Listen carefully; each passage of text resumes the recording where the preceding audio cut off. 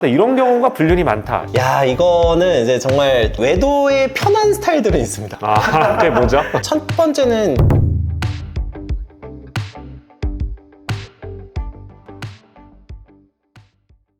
안녕하세요. 안녕하세요. 네, 오늘은 제가 라이브 때도 이야기를 드렸는데 인생의 컨닝페이퍼라는 책을 읽고 라이브를 한번 했었어요. 그래서 제가 공감이 되는 부분들을 발췌를 해가지고 했는데 오늘 그 저자분을 모셨습니다. 네, 안녕하세요. 불러줘서 감사합니다. 박종겸 변호사님이고요. 인생 컨닝 박종겸 변호사라고 하는 채널도 운영을 하고 계시고 제가 이력을 찾아보니까 제 학교 후배더라고요. 예, 맞습니다. 고려대학교 졸업하시고 자기 소개와 인사를 좀 해주시면 좋을 것 같습니다. 예, 안녕하십니까. 저는 10년차 변호사고요. 인생 컨닝이라는 유튜브 채널을 운영하고 있는 사람입니다. 터보83 채널 제가 사실 애청하는 채널이라서 워낙에 이제 좀 부에 대한 통찰이나 또 실제로 뭐 부동산과 관련된 정보들도 굉장히 유용한 정보도 많이 전달해 주시고 있어서 많이 봤었는데 굉장히 뭐 공감도 되고 제가 배우기도 하고 이런 채널이어서 불러주셔서 정말 감사할 뿐입니다. 제가 사실 책의 저자랑 이렇게 대담하는 건 처음이라서 예. 형식에 구애받지 않고 편안하게 대담하는 걸로 하겠습니다. 네. 일단은 이 책을 읽어보신 분들도 계실 거고 저 책 뭐야? 라고 궁금하시는 분들도 계실 텐데 이 책에 대해서 간단하게 그냥 설명을 잠깐 해주실까요? 제가 유년 시절 뭐 20대 때 이제 고민했던 부분들을 이제 좀 담아놓은 책이라고 생각해 주시면 될 것 같고요. 타인의 경험으로부터 배우지 못하면은 빠르게 성장할 수 없다라는 게 모토예요. 그래서 책 같은 걸 통해서 좀 시행착오를 줄이는 느낌으로 생각을 해주시면 되겠다. 구체적인 방법론보다는 좀 마인드셋 위주로 좀 얘기를 하는 책입니다. 네, 그래서 책을 보면요. 제가 질문지를 몇 개를 준비를 해왔는데 어려운 환경 속에서 노력하면 성장했다라는 이야기가 되게 많이 나와요. 근데 변호사님의 개인 일화인 것 같은데 구체적으로 말씀을 해주시면 좋을 것 같아요. 요즘에 뭐 그런 얘기도 있죠. 흑수저가 아닌데 흑수저인 척을 하시는 분들도 있다. 뭐 이런 얘기도 흔히 나오는데 이제 저의 경우에는 이제 가정 환경이 많이 안 좋아서 이혼도 하셨고요. 그 과정에서 여러 가지 돈과 관련된 문제를 좀 많이 경험을 했습니다. 그 이후에 실제로 저희 아버님께서 당시에 신용회복이었는데 금융권 채무를 좀 탕감하는 거 하면서 기존에 가지고 있는 집도 없어졌고 그러다 보니까 이제 좀 뭐 사교육이나 이런 거에 도움을 좀 많이 못 받고 공부를 했었고요. 그때부터 조금 고민을 많이 했던 것 같습니다. 이제 단순히 돈이 없어져서 돈을 벌고 싶다라는 것도 있었지만은 좋은 관계나 좀 행복에 대한 고민을 많이 했었던 것 같아요. 이제 아무래도 이제 조금 환경적으로는 유리하지는 않은 환경이었기 때문에 공부도 좀 혼자 하는 방법도 많이 익히게 되고 대학교 들어가서도 뭐 아르바이트도 하고 또 로스쿨 준비나 이런 걸 하면서도 그런 경험들 많이 활용을 해서 준비를 했었던 것으로 말씀을 드릴 수 있을 것 같아요. 제가 되게 신년처럼 가지고 있는 말 중에 하나가 사람이 궁지에 몰리지 않으면 정말 깊게 고민하지 않거든요. 돈도 없어 봐야 돈에 대해서 엄청 고민을 많이 하게 되고 변호사님의 말은 그렇게 좀 들리기도 하고요. 예, 맞습니다. 네, 그래서 저 이것 좀 질문 드리고 싶었어요. 나 책에서 돈과 관련된 파트들이 좀 재밌었거든요. 보통 변호사 직함을 달고 어쨌든 뭐 돈을 벌려고 하는 거긴 하지만 그래도 공익적 목적도 있고 돈과 관련된 이야기를 이렇게 솔직하게 하는 게 쉽지 않잖아요. 예, 맞아요. 변호사 의사는 돈 얘기하면 욕 먹거든요. 기본적으로. 그래서 돈밖에 모른다. 뭐 예. 의사는 돈에 미쳤다. 이런 얘기 많이 맞습니다. 하는데 맞습니다. 근데 이거를 이렇게까지 돌직구를 던지면서 이야기하는 게 되게 흥미로웠고요. 원래 그런 스타일이신 건지 어떤 계기로 이거를 이렇게 공개적으로 얘기하게 된 건지 궁금해요. 그게. 예, 원래 당연히 이제 일반 오프라인 모임에서는 이렇게까지 돌직구하진 않고요. 그렇진 않고요. 근데 이제 온라인에서 그게 좀 안타까웠어요. 제가 봤을 때는 이거는 가난에서 벗어나는 길이 아닌데 이거를 계속해서 SNS에서 잘못된 정보가 굉장히 쉽게 유통이 되더라고요. 아, 이거 아닌데? 이거 계속 이런 식으로 가면은 더 어려워질 게 뻔한 상황으로 유도가 되는 게 보여가지고 그래서 한번 이야기를 하게 됐는데 그게 제가 한 번인가 두 번 어떤 돈과 관련된 영상을 올렸는데 그게 반응이 생각보다 좋아서 아, 이게 저만 느끼고 있는 문제의식이 아니구나라는 생각이 들더라고요. 그래서 이제 꾸준히 올리게 됐고 사실 사람들이 기본적으로 달콤한 말을 좋아하고 당연히 쉽게 돈 벌 수 있다라든지 뭐 이런 얘기를 당연히 좋아하는 거는 이해는 하는데 그 얘기를 듣고서 영향을 받는 사람들을 생각을 해야 된다고 봐요. 이거를 하면 뭐 얼마를 벌고 뭐 예를 들면 이 투자법을 쓰면 무조건 1억을 벌고 10억을 벌고 이런 얘기는 조금 조심해야 된다고 보거든요. 그건 사기죠. 근데 이런 채널이 너무 많은 거죠. 네, 그래서 제 채널에서 주로 얘기하는 게 절약에 대해 얘기를 많이 하고요. 두 번째는 사기꾼들한테 당하지 않는 법에 대해서 얘기를 합니다. 야인과 야수. 그래서 이제 이 두 가지를 주로 많이 말씀드리고 이제 사기꾼 관련은 당연히 제가 업으로서도 많이 경험을 하고 있기 때문에 실제 사례를 좀 각색을 해서 말씀을 드리고 있고요. 그리고 돈과 관련해서는 제가 공통적으로 그래도 이걸 했을 때 이제 시청자분들이 많이 피해를 입지 않고 실제로 성과를 거둘 수 있는 부분에 대해서만 말씀을 드리는데 되는데 그러다 보니까 아무래도 저축이나 돈에 대해서 기본적인 마인드나 이런 얘기를 많이 하게 되는 것 같습니다. 근데 저는 사실 책 읽으면서 괜찮다라고 생각했던 게 절약을 한다라고 하면 23페이지 나오는 내용인데 판단, 절제력, 충동 조절 등 다양한 능력이 필요하다 이런 문구가 나와요. 그러니까 어떤 행동 안에 있는 동기나 내적으로 쌓여있는 그 능력 아니면 뭐 습관, 가치관 이런 것들을 계속해서 심도 있게 보려고 하시는 태도가 좀 있으신 것 같아요. 예, 맞습니다. 제가 이 책을 읽고 최근에 이혼 소송을 하고 있는 제 지인한테도 이런 얘기를 좀 해줬었어요. 와이프가 굉장히 과소비를 갑자기 하고 뭐 이런 친구들에 대해서 이거는 단순히 돈이 있고 없고의 문제가 아니라 그 사람의 가치 판단 체계가 무너진 거다라고 저한테 얘기를 했는데 예. 변호사님은 저축 많이 하시나요? 제가 그냥 거의 8, 90% 거의 90%가 이렇게 솔직히 그런 것 같습니다. 왜냐면 저희 와이프도 경제관념이 좀 투철한 친구예요. 그래서 약사인데 거의 돈을 많이 안 써요. 왜 안 쓰느냐? 내가 이 돈으로 계속해서 이렇게 해서 모으면 향후에 얼마 될 게 보이는데 왜 돈을 굳이 쓰며 그리고 행복도에 별로 영향을 주지 않는다고 생각하는 친구예요. 그래서 저희는 이제 책 가지고 이야기를 많이 나눈다거나 아이 데리고 나가서 산책하면서 또 행복 느끼고 이런 스타일이라서 제가 유튜브에서 진짜 많이 하는 말 중에 하나가 책은 2만 원을 가지고 한 2, 3일 되게 행복하게 있을 수 있거든요. 맞습니다. 최고의 취미가 정말 독서다라고 생각해요. 그리고 또 재밌는 게 돈과 관련된 얘기 조금 더 해보면 개인 파산이나 회생 이유 막 이 얘기를 좀 하셨어요. 약간 회생 관련된 거는 변호사님이 말씀하신 것처럼 이제 집안 개인사도 좀 있었을 거고 변호사 업무를 하면서 이제 이런 거를 좀 도와주는 그런 업무도 하셨을 것 같은데 개인 파산이나 회생한 이후에도 돈을 모으지 못하는 경우가 많습니다라고 이제 책에 표현을 하셨는데 파산을 할 정도면 되게 극단적인 상황이 몰린 거고 그리고 회생까지 거쳤으면 새로운 삶을 살아봐야겠다 이런 생각을 하셔야 되는데 왜 모으지 못할까요? 이런 분들은. 제가 생각하는 문제점은 보통 저희가 회생을 하면 이제 변제계획이라는 걸 수립을 하는데요. 이 변제계획이 5년에서 지금 3년으로 주는 상황입니다. 개인 회생의 경우에. 그러면 이제 3년 동안은 굉장히 극소의 생활비를 가지고 생활을 하셔야 됩니다. 월급 중에 상당 부분을 변제금으로 납입을 해야 되기 때문에 제 경험상으로는 뭐가 문제였냐면은 일단 첫 번째는 제가 이런 비유를 들곤 해요. 남자가 군대 갔을 때 6시에 일어나잖아요. 군대만 나오면 6시에 안 일어나거든요. 그러니까 외적인 어떤 강압적인 환경에 의해서 억지로 소비를 조절한 거기 때문에 그래서 원래대로 돌아오시는 경우가 좀 많은 것 같고요. 그 다음에 이제 두 번째는 저는 이걸 가장 큰 문제라고 보는데 개인 회생이나 개인 파산을 한다고 해서 주변에 있는 사람들이 바뀌지 않는다는 거예요. 정말 동감합니다. 100% 동감합니다. 특히나 주변에 어떤 사람을 만나느냐에 따라서 욕망도 바뀌게 되는 거잖아요. 예, 맞습니다. 근데 여성분들 같은 경우는 산후조리원을 갔다 오면 소비에 대한 욕망이 갑자기 엄청 커지게 되는 이런 거를 제가 많이 보는데 사실 이 내용은 전략 관련된 내용 그리고 이제 중거리단도 말씀을 하셨고 했는데 모건 하우저리 쓴 그 돈의 심리학이라는 책에서 나오는 내용이에요. 최초의 소비 꼴대를 세우는 게 중요하다. 어차피 소득이 늘어나게 되면 소비도 같이 늘어나게 되잖아요. 그렇게 봤을 때 변호사님도 뭐 150만 원 벌던 시절도 있었고 지금 훨씬 더 많이 버시겠지만 지금 최초의 소비 꼴대를 세워서 유지를 잘 하고 계시는 편인가요? 그런 것 같습니다. 제가 사실 좋아하는 책이 뭐 여러 권이 있지만 유한계급론이라는 책이 있는데 기본적인 소비에 대한 효용이랄까요? 그 효용의 개념이 적게 소비할수록 조금만 소비를 늘려도 효용이 높다고 생각을 해요. 그래서 제가 이제 의도적으로 하는 부분이 뭐냐면 저는 제가 욕망이 한도가 좀 넘어갔다고 생각하면 스스로 좀 조절하는 편이에요. 그래서 변호사 하면서 겸업으로 와인바를 한번 운영해 본 적이 있었는데 진짜요?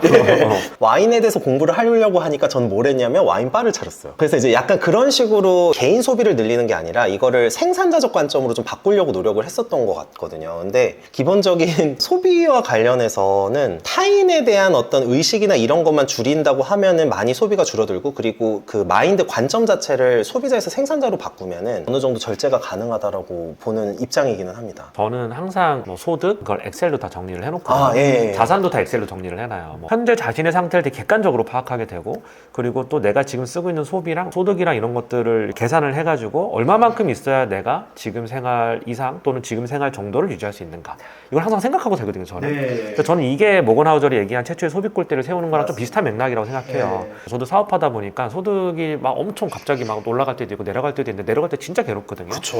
이걸 한번 해놓으니까 내려가도 별 타격이 없는 거예요. 여기 엑셀이 이렇게 있네? 이러면서 저는 약간 이런 식으로 저 마인드 컨트롤도 많이 하고 스스로 이렇게 좀 하는 편입니다. 저는. 제가 느낀 게 뭐냐면 솔직히 말씀드리면 이렇게 야인 컨텐츠 하셨잖아요. 제가 저 너무 공감했던 게 뭐냐면 철제 변호사의 딜레마가 그거예요. 야인분들이 사건이 많으세요. 그렇죠. 항상 뭐 누구 때리기도 하고 사기도 치고 소송 걸리고 그렇죠.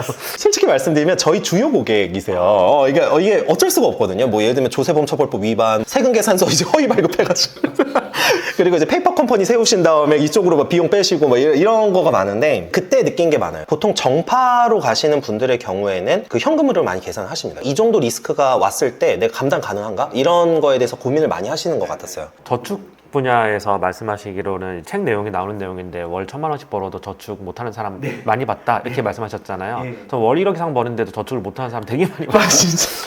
맞습니다. 진짜 순수익이 1억이 넘는데 저축을 못하는 거예요. 네. 소비가 너무 커져버리니까. 네, 그리고 미래를 생각하지 않고 그냥 오늘만 사는 이런 사람들이 더 네. 많아서 1억만 모으라고 말하는 이유 이렇게 딱 제목을 잡으셨어요. 소제목을. 이유가 뭐예요? 이렇게 잡으신? 저도 객관적으로 봤을 때 뭐 1억만 가지고 부동산 투자를 할 수 있다 그런 내용은 아니고요. 이제 저는 1억을 모으는 과정에서 쌓이는 인내력이나 절제력, 판단 능력 이런 부분들이 1억을 모으는 과정에서 어느 정도 배양될 수 있다고 생각을 하기 때문에 1억에 대해서 좀 강조를 하는 편이고요. 그리고 최근에는 워낙에 정보의 홍수라고 이제 말씀을 많이 하시지만 전 소음이라고 표현하는데 실제로는 개인의 삶에 별로 의미가 없는 정보들도 너무나 많이 들리고 있기 때문에 일단은 1억을 모으는데 여기에 집중하고 그 다음에 이제 정보나 이런 부분들도 받아들이는 게 저는 나쁘지 않다. 처음에는 단순한 목표 설정이 전 좋다고 생각을 하거든요. 변호사님이 여기다가 이런 내용을 좀 쓰셨어요.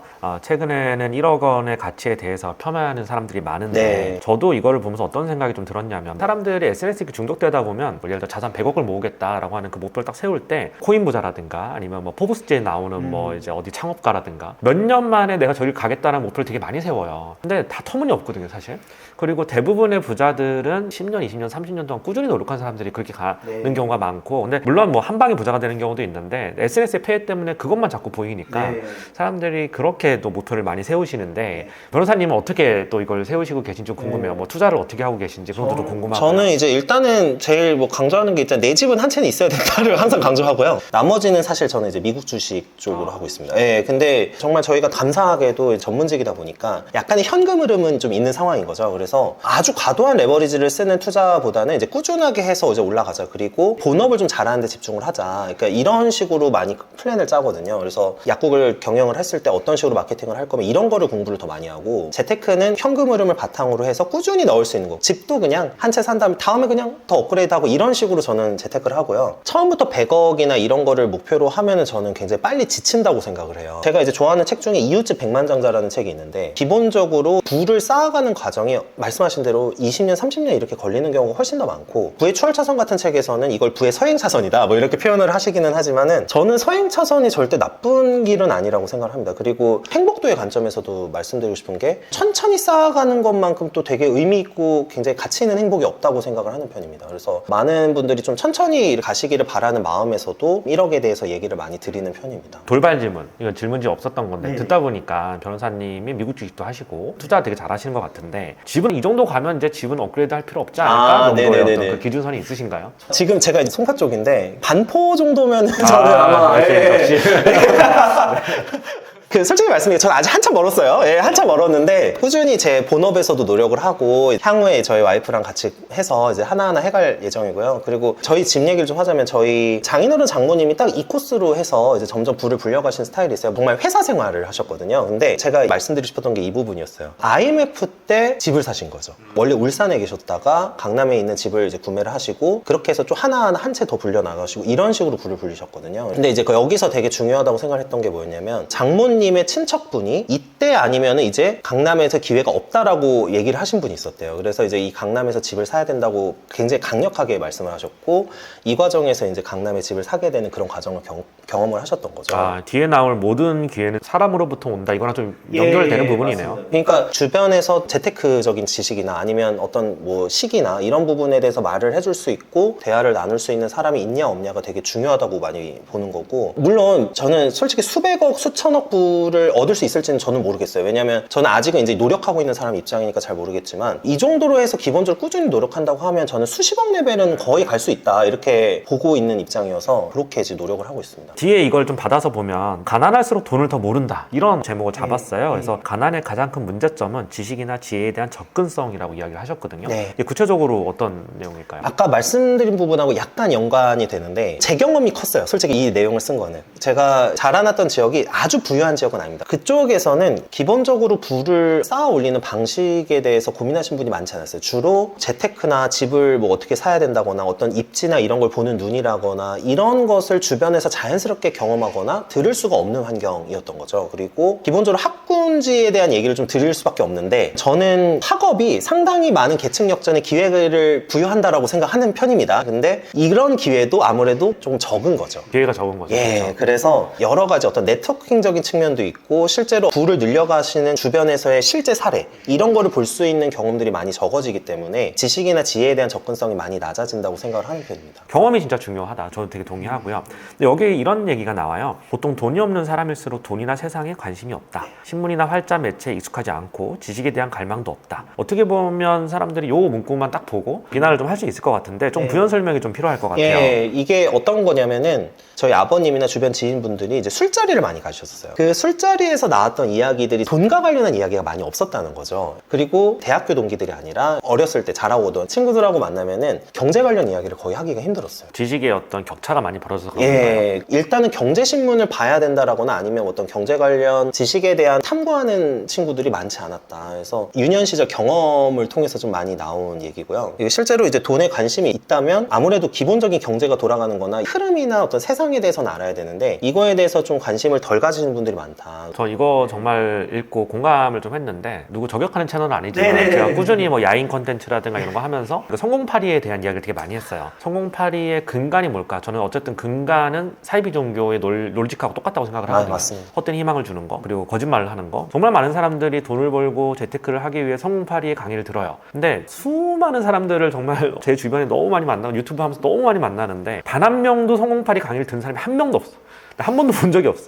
이건 도대체 누가 듣느냐를 보면 좀 떠먹여주길 바라는 사람들이 듣는 거예요. 근데 이 시장이 너무 크다 보니까 성공파리를 하는 그런 회사들이 돈을 되게 많이 벌고 저도 너무 잘 알고 있죠. 근데 항상 말씀드리는 게 돈을 잘 번다의 개념이 뭘까? 남들보다 뛰어나다는 거거든요. 그러니까 이제 남들보다 뛰어나지려면 강의를 들었다고 해서 그걸로 되는 게 아니라는 거죠. 강의를 듣고 이걸 실제로 나의 경험으로 바꾸고 이거를 실제로 나의 통찰로 바꿔줘야 되는데 이러한 노력이 없이 뭐냐면 무조건 돈 벌 수 있다라고 하면 저는 사기라고 보는 거죠. 네. 그러면 이런 거를 물어보시는 분들 되게 많아요. 어떻게 앞으로 공부를 해야 되냐? 해결책이 있을까요? 어떻게 해결을 해야 될까요? 이거는 제가 뭐 부동산 완전 전문가나 엄청 잘하는 사람은 아니니까 제 주변에 부동산 잘하는 친구 얘기를 하자면요. 그 친구는 부동산 경매로 돈을 번 친구예요. 아침에 새벽 4시에 일어나서 하루에 이제 실거래된 거를 관심 지역을 하나씩 설정해서 매일 하나씩 봅니다. 아시겠지만 네이버 부동산이라던가 아니면 뭐 KB 부동산 등등등의 사이트를 통해서 기본적인 흐름을 체크를 하고 공인중개사 분들이나 이런 분들하고 계속해서 소통을 하면서 금매가 이런 게 나오면 이제 연락도 달라. 뭐 이런 식으로 계속해서 노력을 하거든요. 경매도 싸게 나온 거 있는지를 또 경매 사이트에서 기본적인 필터링을 하는 거죠. 저도 독서 모임을 하거든요. 그 독서 모임에도 이제 경매로 되게 올리신 분이 있는데 딱 그 얘기 하시더라고요. 주식 매매일지 같이 부동산을 만들어라. 그래서 너가 관심 있는 부동산을 이렇게 하고 너가 생각하는 여기에 뭐 입지의 장점, 뭐 단점 이런 거를 정리한 다음에 1년에 한 번이나 분기에 한 번씩 다시 한 번씩 체크를 하라고 하면서 학습을 하라고 얘기를 하셨었어요. 그래서 저는 그 부분이 되게 맞다라고 생각을 좀 많이 하고 있고요. 그래서 그런 식으로 부동산 투자하신 분들이 돈을 많이 버시는구나 라고 저는 생각을 하고 있습니다. 예. 제가 어떤 전업 투자자분의 이야기를 들었는데 되게 인상 깊었던 게 이제 공시 뜨고 이런 것뿐만 아니라 어떻게 하면 조금 더 하루라도 먼저 빨리 투자할 수 있을까를 고민을 하다가 그런 생각을 한번 했대요. 예를 들어서 이 공장 가동률이 매출과 영업이익하고 직결되는 업종이라고 하면 전기를 따볼까 가서 전기 킬로와트를 얼마나 쓰는지를 한번 어떻게 해서든 알아내가지고 따볼까 이런 생각을 하셨다고 그러더라고요. 공통점은 그런 것 같아요. 부동산이든 주식이든 지독하고 악독하게 하는 사람들이 좀 더 잘하는 것 같아요. 맞습니다. 네, 어쨌든 다음 장으로 좀 넘어가 보면 책 얘기를 좀 해보면요. 기회는 사람에게서 온다. 이 장이 제일 흥미로웠거든요, 저는. 그래서 멀리해야 할 사람의 3가지 유형 이렇게 말씀하셨어요. 첫 번째는 돈에 미친 사람, 두 번째는 자신의 욕망에 솔직하지 않은 사람, 세 번째로는 세상을 이분법적으로 보는 사람. 돈에 미친 사람은 왜 멀리해야 될까요? 예. 저는 이거를 부연 설명 꼭 드리는데요. 돈을 좋아하는 사람은 저는 좋아해요. 당연히 돈을 추구하고 돈을 벌고 싶어서 노력하는 사람 너무 좋아합니다. 근데 이제 돈에 미쳤다라고 표현하는 거는 돈 때문에 어떤 짓이든 할 수 있는 사람이에요. 그러니까 온갖 모든 불법 행위를 다 할 수 있는 극단적인 행위를 할 수 있는 그런 거는 아무래도 변호사로서의 경험도 좀 포함이 돼 있겠네요. 사실은 이거를 지금 제가 정확하게 말을 못 하겠는데 이제 그런 부분 좀 표현이 돼 있고요. 두 번째 이제 제가 욕망이 솔직하지 않은 사람의 경우에는 차라리 내 욕망에 대해서 인정하고 이거에 따라서 노력을 하는 사람들이 훨씬 더 순수하다고 생각했습니다. 겉으로는 내 욕망을 감추면서 소위 말하는 이미지 메이킹을 하면서 실제적으로 그 욕망을 추구하고 있는 사람은 저는 그렇게 신뢰하지는 않는 것 같아요. 그리고 이제 세 번째는 이분법적으로 보는 사람인데, 그 이분법적으로 보는 분들은 보통 세상을 이제 굉장히 자신의 관점에 갇혀서 보시는 분들이 많다고 생각을 해요. 내가 하고 있는 생각은 옳은 거고 이제 다른 사람은 무조건 틀리다 이렇게 생각을 하시는 분들이 있어서, 이런 분들의 경우에는 나와 의견이 달라지면은 그 사람을 내 편이 아닌 적으로 인식할 가능성이 높다고 생각을 해요. 죽창을 들고 찌르더라고요. 특히 유튜버들이 그렇게 해서 많이 나락으로 가기도 하고. 네, 그래서 저랑 생각이 일치하지 않는다고 해서 그분한테 배울 게 없고 이런 게 아니잖아요. 당연히 생각이 일치하지 않을 수도 있는 건데, 뭐 A 아니면 B다 이렇게 생각하시는 분들의 경우에는 같이 어울리고 싶진 않다. 저 궁금한 게 있는데, 이건 질문지 없는 건데, 변호사님 책을 읽어봐도 많은 어떤 예시들이 문학작품이나 인문학 도서에도 많이 나와요. 그리고 제가 백그라운드를 보니까 학과도 인문학부 이런 데가 아니었고 이공계 쪽 원래는 이공계였죠. 이공계 졸업하고 변호사 하시는 분 중에서 이렇게 인문학 도서나 이런 거를 많이 읽는 분들이 별로 없거든요, 솔직히. 드물 편인 것 같아요. 굉장히 드물어요. 책 읽으면서 느껴지거든요. 이분은 책을 좀 많이 읽는 분이구나.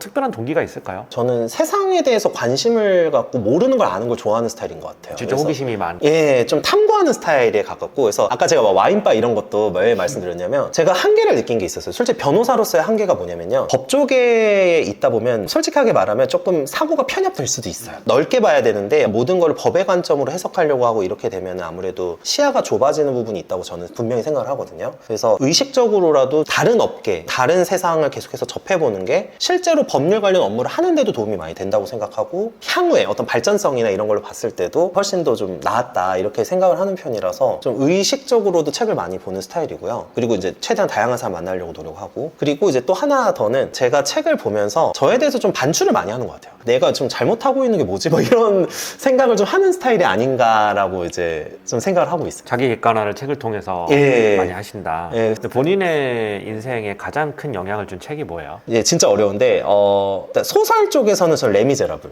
하고 죄아벌 이 두 권이고요. 제 와이프의 원픽이 죄아벌이고.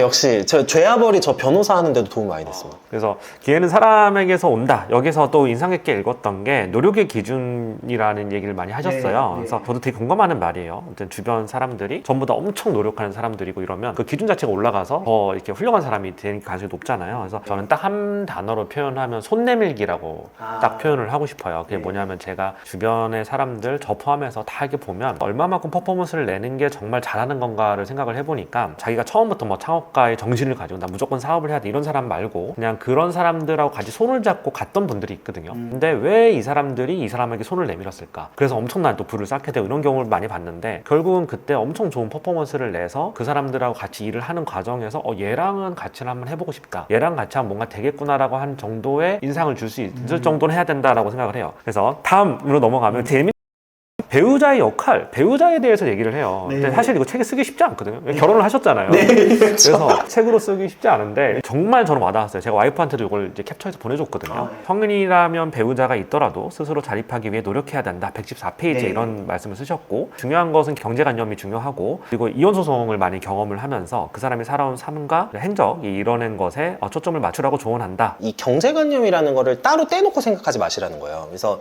내가 이 사람과 살았을 때 볼 수 있는 모습을 총체적으로 담은 것이다 이렇게 해석을 합니다. 가령 제가 한번 예를 들어보면, 제가 이제 결혼을 할 때 예식장이나 이런 거를 예약하고 잡아가는 과정들이 있는데요. 그 과정에서 저는 사실 제 아내의 실제적인 판단 능력이나 실제적인 모습을 더 알게 되었다고 생각합니다. 실례지만 결혼 언제 하셨어요? 2022년에 했습니다. 얼마 안 되셨구나. 3년 정도 돼가는데. 코로나 때 딱. 맞습니다. 와이프가 이제 뭐 예를 들면 가전제품부터 시작해서 뭐 예식장을 골라오고 뭐 이런 과정을 겪으면서, 이 사람이 평소에 세상을 어떤 식으로 바라보고 있고 어떤 식으로 돈을 보고 있고, 그리고 가성비나 이런 여러 가지 어떤 따지는 이런 판단 능력이 있구나라는 거를 되게 총체적으로 많이 알게 됐고요. 남의 시선을 크게 의식하지 않는다는 거였어요. 저는 소비가 상당히 많은 부분이 사회적 인정과 결부돼 있다고 많이 보는 입장인데, 제가 추구했었던 배우자는 주변에 많은 영향을 받지 않는 배우자였어요. 그래서 그 경제관념을 주변에 많은 영향을 받지 않는 부분에 대해서도 해석을 좀 하는 편이거든요. 실제로 이제 이런 얘기 좀 조심스럽긴 하지만, 산후조리원, 그러니까 강남에 펜트 가면 2주에 4,300이라고 하대요, 최근에. 때문에 제가 좀 느낀 건 좀 그래요. 원래부터 돈을 펑펑 쓰시는 분들 제외하고 남자 입장에서 봤을 때 여성의 어떤 경제관념이 한번 딱 변화하는 시기가 저는 산후조리원 가는 시기라고 생각을 해요. 네. 산후조리원을 비판하려는 건 아니고요. 제 와이프도 갔다 왔는데 자기랑 접점이 없었던 전혀 다른 어떤 중간 입단을 만나게 되고 거기서 많은 것들이 좀 변하거든요. 변호사님 어떻게 생각하세요?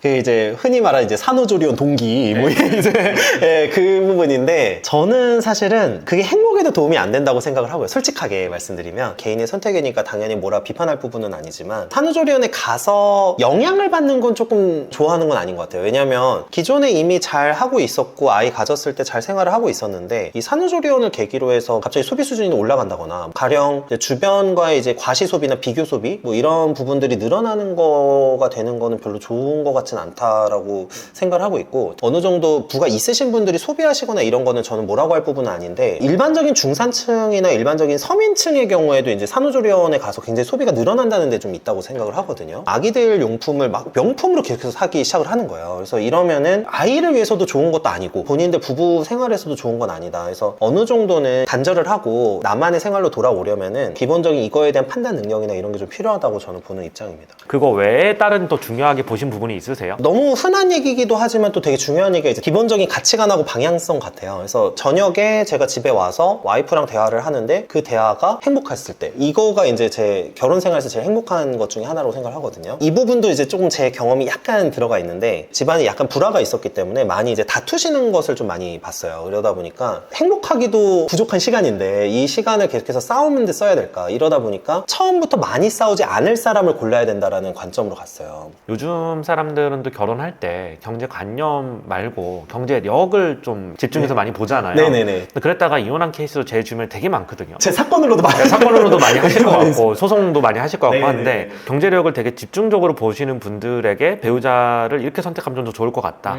뭐 변호사님의 관점에서 얘기를 해주면 좀 좋을 것 같아요.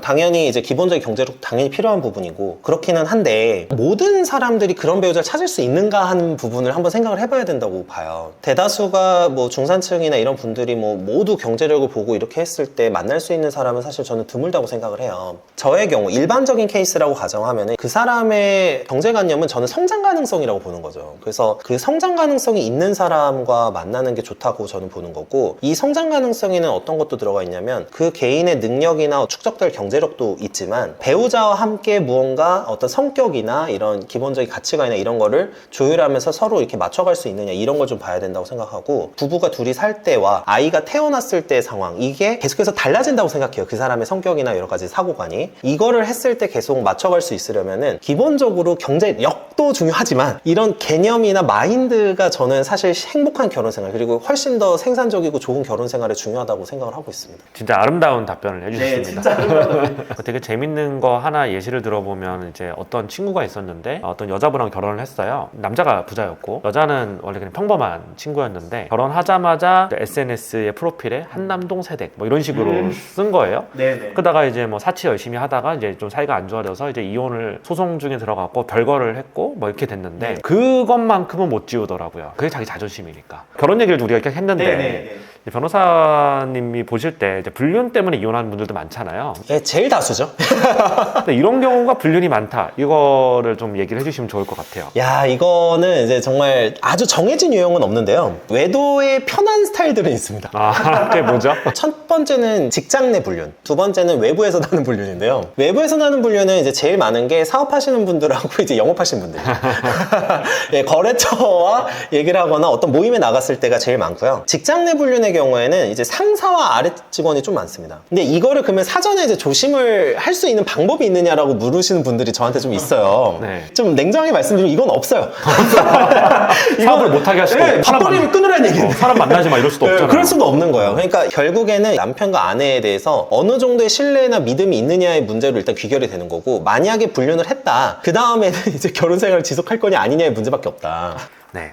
그래서 다음 1로 넘어갈게요. 4장에는 1에 대한 이야기가 나오는데 저 진짜 이거 제가 유튜브에서 엄청 많이 했던 얘기예요. 네, 진짜로. 왜냐하면 일이라는 거 저도 되게 고민을 많이 하고 살아요. 평생 할 만한 일인가? 그리고 정말 이걸로 인해서 내가 이 자체로 즐거운가? 인생의 50%는 일터에 있잖아요. 이게 단순히 생계를 위한 수단이라든가 여가를 위한 수단이다라고 생각을 하면 50%가 깎여나가는 거잖아요. 자기 인생에. 그래서 와, 네. 정말 맞습니다. 네. 변호사라고 하는 이 직업에서 일해서 보람도 느끼시고 하시는 건지 어떻게 바라보고 계세요? 제가 이제 중요하게 봤었던 거는 크게 세 가지 정도가 있었는데, 일을 할 때 자율성. 그러니까 내가 판단하고 내가 무언가 이뤄낼 수 있는 직업인가. 그다음에 이제 두 번째는 당연히 뭐 소득적인 부분이 들어가겠죠. 밥벌이. 네, 밥벌이. 그다음에 이제 세 번째는 내가 시간을 어느 정도 자유롭게 활용할 수 있는가였습니다. 그리고 일의 가치에서 행복이나 여러 가지 어떤 만족이나 사명감 같은 걸 느끼지 못한다고 하면은 인생이 행복하기는 좀 어렵다. 내가 어떤 일을 할 때 즐겁고 그 일이 가져다주는 어떤 특성들, 아까 말씀드린 자율성이나 이런 부분들도 같이 고민을 하고 이게 나와 연결이 돼야 이제 행복할 수 있다, 이렇게 좀 보는 입장입니다. 일 자체가 의미랑 보람이 없다라고 하면 정말 힘들게 벌어서 즐겁게 쓴다 이거밖에 안 되잖아요. 근데 일 자체가 즐겁다라고 하면 즐겁게 벌어서 즐겁게 쓰면 더 좋은 인생인데 굉장히 공감이 많이 갔고 저도 항상 생각하고 있는 것들이거든요. 그래서 이 얘기를 하면 워라밸에 대한 얘기는 안 할 수가 없어요. 요즘 하도 이제 뭐 사회적으로 굉장히 좀 중요시되는 그런 가치로 좀 자리 잡은 것 같고, 책에 나오는 내용을 보면 최근 젊은 세대가 계속해서 퇴사를 반복하는 것도 사실은 일과 휴식에 대한 개념을 잘못 정리했기 때문이다라고 볼 수 있다라고 이렇게 쓰셨어요. 네. 워라밸이라는 단어는 본질적으로 일부는 여가에 초점을 둔다 이렇게 쓰셨는데, 이거 잘못 얘기하면 좀 이제 융단 폭격을 맞을 수 있는 얘기인데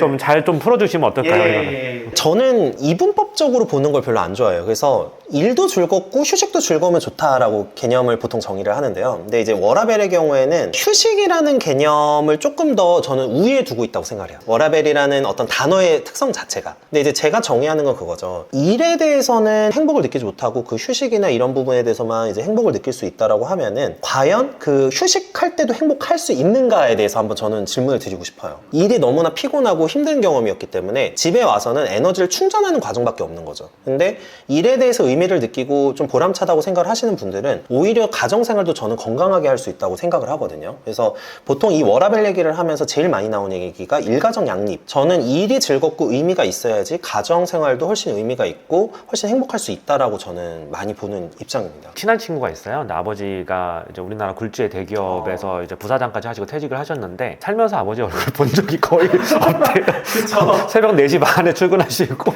1년에 반은 해외에 계시고 이렇게 극단적인 좀 케이스가 있어서 그래서 이제 워라밸 얘기가 또 나왔다고 생각을 하는데, 또 이제 반대편으로 보면 이런 것 같아요. 전제가 시간당 페이를 받는 거에 연연하게 되면 자기 성장 이런 게 없다라고 말씀하셨는데 너무나 동감하는 얘기거든요. 내가 뭐 한 달 일했고 월급이 300만 원이니까 300만 원 일하고 갈래 이러면 성장이 전혀 없거든요. 근데 그걸 뭐 비판할 수는 없지만 성장 욕구가 있는 사람이라면 워라밸을 지키면서 결코 거기서 한 스텝 더 성장하기 힘들다 이렇게 얘기하는 게 맞긴 맞는 것 같아요. 변호사님은 제가 이 책을 읽으면서 어떤 느낌이 들었냐면, 이분 자체가 워낙 성장 욕구가 강하고 본인이 굉장히 하이 퍼포먼스인 사람인 거예요. 기본적으로 제가 만났던 엘리트들, 그러니까 하이 퍼포먼스를 가진 엘리트, 사업이든 변호사든 의사든 계속해서 생산해야 되고 책도 읽어야 되고 막 유튜브도 하고 막 일도 막 해야 되고 이런 하이 퍼포먼스를 가진 사람들은 평범한 사람들의 생각을 잘 이해를 못해요. 그쵸. 예, 그거는 그럴 수 있다고 생각합니다. 이게 에너지가 다르기 때문에. 맞습니다. 충분히 맞는 말씀이고, 그래서 저도 이게 좀 조심스럽기는 한데, 근데 저는 약간 이런 초점을 맞추는 편이에요. 뭐 예를 들면 9시부터 6시까지 이제 일반적인 근무를 하신다라고 하면은 그 일에서 보여주는 어떤 퍼포먼스와 관련 없이 이제 내가 일을 어떻게 생각하는지에 따라서 에너지 소비량이 달라진다고 생각하거든요. 그래서 그냥 내 삶을 좀 긍정적으로 바라보는 시도를 하면서 일에 대한 긍정적인 어떤 시각을 가진다면은 자연스럽게 워라밸이라는 것도 좀 따라올 수 있지 않은가 생각을 하기는 합니다.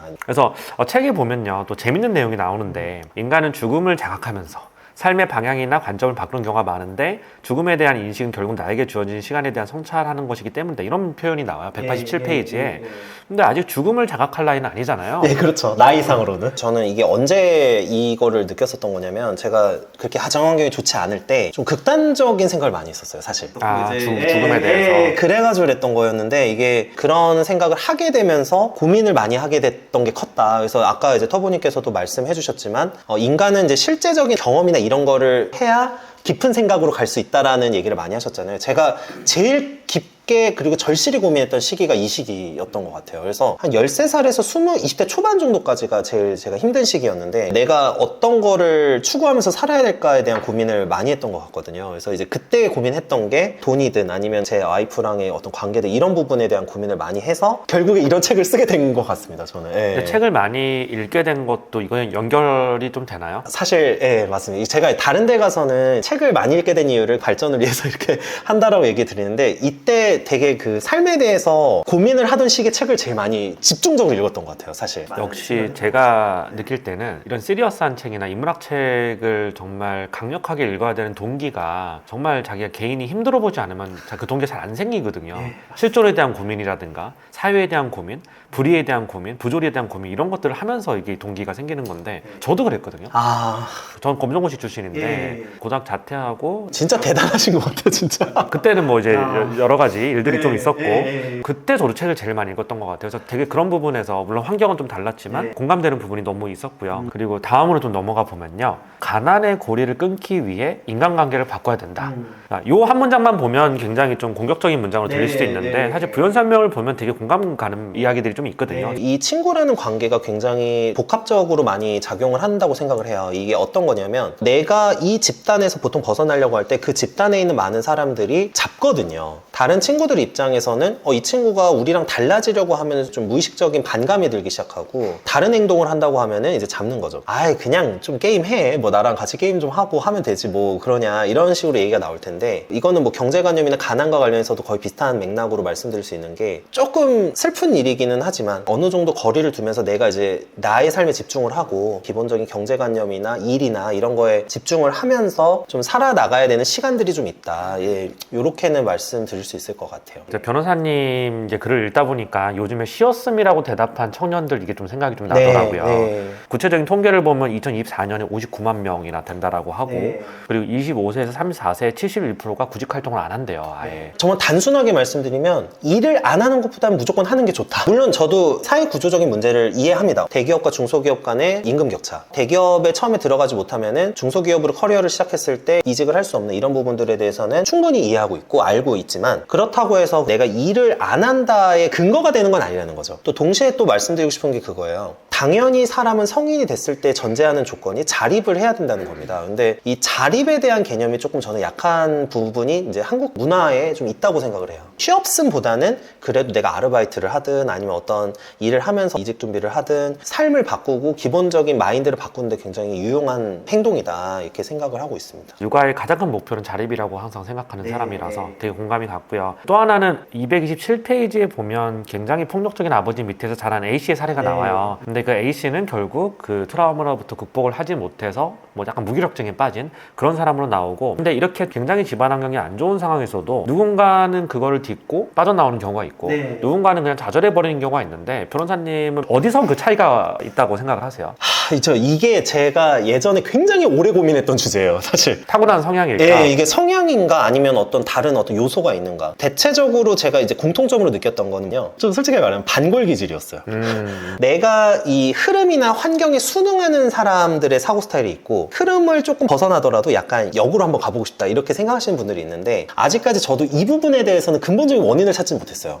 그거 찾으면 노벨상. 네, 그건 전 노벨상이라고 생각해요. 네, 노벨상. 이거는 인간의 동기부여 체계를 완전히 그걸 파야 되는 거니까 저도 아직 그 부분에 대해서는 결론을 내지는 못했지만 삶을 그대로 살고 싶지 않다는 그 반골기질이 좀 있으신 분들이 많았다. 그 다음에 공통적으로 또 하나 있는 건 뭐냐면 제 주변에서 가정폭력이나 이런 게 많은 학습 환경 또 어떤 부모를 가진 친구들이 겪는 문제가 시야가 좁다라는 거거든요. 근데 공통적으로 이거를 벗어나려고 노력하신 분들 중에 성공하신 분들의 경우에는 이 세상 말고 다른 세상이 있다라는 걸 인지하는 것 같아요. 그래서 그게 이제 원인이 책이 될 수도 있고 뭐 주변인일 수도 있는데 제가 제일 많이 보는 케이스는 좋은 선생님. 변호사님은 인생에서 그런 선생님이 있었어요? 저는 사실 그런 선생님까지는 없으셨는데 친구들이 좋았던 것 같아요. 경제적으로 도움을 준 건 아니지만 정신적으로 되게 안정감을 주고 너는 이제 뭐 해낼 수 있으니까 뭐 이런 얘기들을 좀 해줄 수 있는 친구들이 있었던 게 저한테는 제일 컸던 것 같습니다. 이거 되게 중요한 얘기라고 생각을 하는데 저도 경험을 좀 해봤던 거고 그리고 제가 어릴 때 저는 그런 생각을 했거든요. 난 아무것도 할 수 없구나. 정말 그런 생각을 하고 살다가 학교를 자퇴할 때쯤에 그걸 좀 깨달았었어요. 그래도 너가 할 수 있는 사람이다라고 하는 거를 끊임없이 주입시켜주는 사람이 있었거든요. 근데 그게 되게 크더라고요. 인생을 살면서 누군가는 이 사람한테 손을 내밀고 너는 그렇게 무가치한 사람이 아니다라고 얘기해 주는 게 정말 큰 힘이 되더라고요. 그런 사람 만나는 것도 또 운이고. 네, 운이니까. 이게 그래서 뭐 원인은 모르겠지만 그런 분들이 있는 경우가 정말 좋게 되는 것 같습니다. 그리고 이제 변호사님은 멘토 역할 되게 많이 하시잖아요. 네. 그 청년들한테. 이런 걸 왜 하시는 거예요? 저 궁금해요. 제가 제일 답답했던 게 그거였었으니까. 그러니까 제가 어릴 때 그 멘토나 이런 주변에서 이런 얘기를 해줄 수 있는 사람이 없던 게 제일 답답했거든요. 그리고 제가 20대 초반 때 그때 좀 경제적으로 어려웠지만 교육봉사 같은 걸 좀 했었거든요. 그래서 무슨 대단한 일을 하겠다 이런 게 아니라 그냥 내가 그게 제일 답답했으니까 나는 그걸 좀 해주고 싶다는 거였던 것 같아요. 이런 이야기를 해줄 수 있는 사람이 옆에 있는 사람과 없는 사람의 차이가 진짜 크다라는 생각을 많이 해서 그거를 좀 많이 해주고 싶었던 게 컸던 것 같습니다. 사실 제가 책을 쓰게 된 계기도 이거예요. 굉장히 공익적이네요. 근데 그거는 공익적이에요. 다른 거는 다 저 자본주의적인데 그래서 앞으로 활동이 좀 궁금합니다. 책은 아마 계속 쓰고 싶어요. 글 쓰는 걸 좋아하는 편이라서 아마 책을 계속 쓸 것 같고요. 요즘에는 많은 분들이 이제 독서의 필요성에 대해서 좀 의문을 제기하시는 분들이 많이 있다고 제가 알고 있어요. 삶에서 약간 필요한 사색이나 행복에 대해서 고민을 할 때는 그래도 활자로 된 책을 많이 읽으시면은 뭐 제 책 아니어도 상관없습니다. 제 책 아니어도 상관없으니까 책들을 좀 가까이 하시면 훨씬 더 삶에 대해서 고민할 때 도움을 많이 받으실 수 있지 않을까. 그리고 이 책은 어떤 분들에게 더 추천을 해줄 수 있을까요? 제일 추천드릴 수 있는 분들은 아무래도 20, 30대인데 좀 방황하시는 분들일 것 같아요. 제가 아까 말씀드린 대로 이제 정보의 홍수 속에서 어떤 이야기가 맞는지 잘 모르시겠다고 생각이 든다거나 어떻게 해야 될지 모르겠다고 생각을 하시는 분들이 있다면은 기본적인 마인드셋이나 방향성 정도는 조금 도움을 드릴 수 있지 않을까. 그래서 사실 이거 읽으면서 모건하우저의 돈의 심리학 같은 내용 아니야? 라고 딱 봤는데 읽다 보니까 너무 패치가 좀 잘 돼 있었어요. 어떻게 보면 약간 세이노의 가르침과 돈의 심리학과 변호사의 관점이 이렇게 좀 녹아져 있는 그리고 변호사님의 어떤 개인적 경험도 많이 녹아져 있어서 너무 재밌게 읽었고요. 지금 촬영 시간이 2시간 정도 됐거든요. 편집이 어떻게 될지 모르겠지만 되게 재밌었어요. 그리고 워낙 말씀도 잘하시고 본인 유튜브 채널도 워낙 잘하고 계시고 그리고 다양한 방면의 지적 호기심도 많으시고 이래서 이거 아니더라도 또 다른 걸로 또 접점이 있어서 컨텐츠 만들면 또 재밌을 것 같습니다. 예, 불러주시면은 열심히 하도록 하겠습니다. 하여튼 오늘 너무 즐거웠고요. 마지막으로 이제 구독자분들에게 하실 말씀 있으시면 한마디 해주시면 좋을 것 같습니다. 터보832님 채널을 구독하실 분들이라고 하면은 제가 이제 댓글로도 보시면 굉장히 이제 부를 축적하신 분들도 굉장히 많이 있으신 걸로 알고 있고 굉장히 인생에 대해서나 삶에 대해서 굉장히 고민을 많이 하신 분들이 많을 거라고 생각을 해요. 그래서 제가 이제 터보832님의 수준에 미칠지 아닐지는 모르겠지만 제 책도 이제 좀 사랑해 주시면 감사하겠고 또 터보832님 제가 실제로 만나 뵈니까 더 좋은 분이라는 게 좀 느껴지거든요. 예, 그래서 더 계속해서 이 터보832 채널도 사랑해 주시면 더 감사하겠습니다. 아유, 덕담 감사합니다. 네, 오늘 너무 즐겁게 찍었고요. 네, 감사합니다. 네, 저도 감사합니다. 네. 터보832 멤버십에 가입하시면 전체 공개로 하기 어려웠던 부동산, 자동차 등 컨텐츠의 더 솔직한 뒷이야기를 볼 수 있고 매주 하는 라이브를 다시 볼 수 있습니다. 파트너 이상 등급부터는 터보832 유튜브에서 다루는 모든 주제에 대한 더 심도 있는 내용을 담은 터보832 매거진을 제공합니다. 대주주 등급에 가입하시면 이메일로 1:1 질의 응답과 매달 부동산 분석 데이터를 함께 받아보실 수 있습니다. 또한 오프라인 모임 우선권을 드립니다. 지금 바로 가입 버튼을 눌러 멤버십 혜택을 확인해주세요.